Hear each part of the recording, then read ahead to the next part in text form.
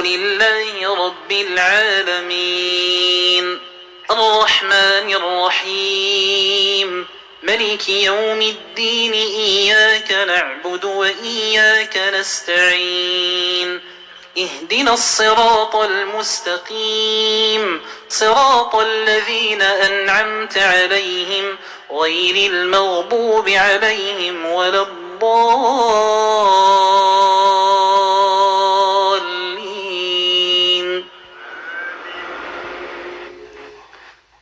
قال الملأ الذين استكبروا من قومه لنخرجنك يا شعيب والذين آمنوا معك من قريتنا أو لتعودن في ملتنا قال أولو كنا كارهين قد افترينا على الله كذبا إن عدنا في ملتكم بعد إذ نجانا الله منها وما يكون لنا أن نعود فيها إلا أن يشاء الله ربنا وسع ربنا كل شيء علما على الله توكلنا ربنا افتح بيننا وبين قومنا بالحق وأنت خير الفاتحين.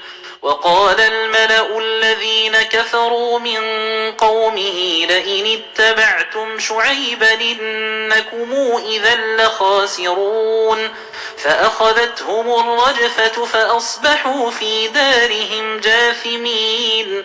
الذين كذبوا شعيبا كأن لم يغنوا فيها الذين كذبوا شعيبا كانوا هم الخاسرين.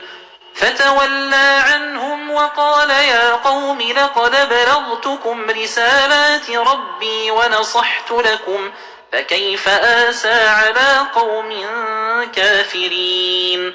وما أرسلنا في قرية من نبي إلا أخذنا أهلها بالبأساء والضراء لعلهم يضرعون ثم بدلنا مكان السيئة الحسنة حتى عفوا وقالوا قد مس آباءنا الضراء والسراء فأخذناهم بغتة وهم لا يشعرون. ولو أن أهل القرى آمنوا واتقوا لفتحنا عليهم بركات من السماء والأرض ولكن كذبوا فأخذناهم بما كانوا يكسبون. أفامن أهل القرى أن ياتيهم بأسنا بياتا وهم نائمون أومن أهل القرى أن ياتيهم بأسنا ضحى وهم يلعبون أفامنوا مكر الله فلا يامن مكر الله إلا القوم الخاسرون. أولم يهد للذين يرثون الأرض من بعد أهلها أن لو نشاء وصبناهم بذنوبهم ونطبع على قلوبهم فهم لا يسمعون. تلك القرى نقص عليك من أنبائها